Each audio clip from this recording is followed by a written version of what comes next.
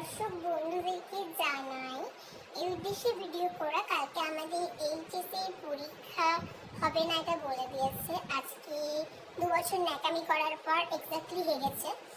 তো আমাদের পরীক্ষা হবে না, তো আমি আসলে ভিডিও করেছি কিছু চাওয়ার জন্য, মানে আমার পড়ার বন্ধু সুভিক্ষা চাওয়ার জন্য, তাই তো এতদিন এই যে আমি কষ্ট করে পড়তে গেছি, আমার বাসি ফেরা ফেরত চাই।